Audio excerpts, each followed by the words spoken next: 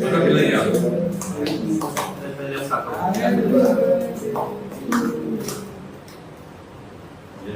खिलाते हैं एक हमें थोड़ा सब जिम का निकाल दो।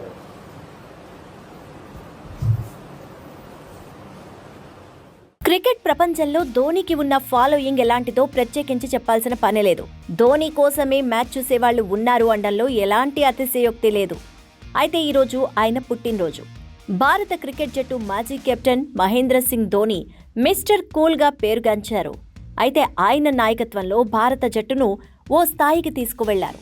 భారత క్రికెట్ జట్టుకు టీ20 ప్రపంచ కప్, 50 ఓవర్స్ ప్రపంచ కప్, ఛాంపియన్స్ ట్రోఫీలను గెలిపించిన ఏకైక కెప్టెన్ ధోనీనే.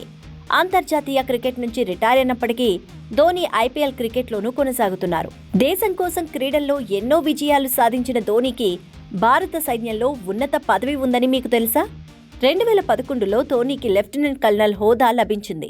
ధోనీ క్రికెట్లో బిజీగా ఉన్నప్పటికీ జమ్మూ కాశ్మీర్లో సైనికులతో కలిసి పనిచేశారు. ధోనీ సైనికులతో కలిసి ప్రత్యేక పారాచూట్ శిక్షణ కూడా తీసుకున్నారు.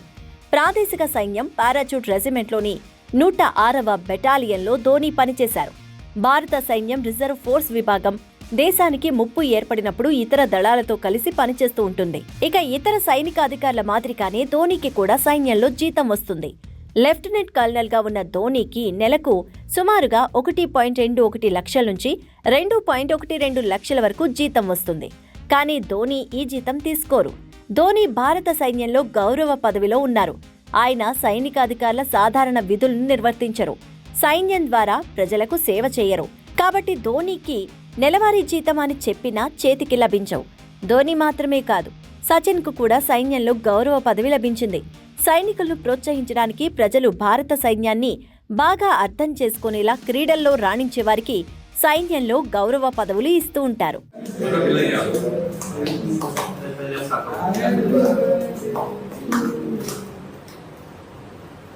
हम खिलाते हैं एक हमें थोड़ा सब जिम का निकाल दो।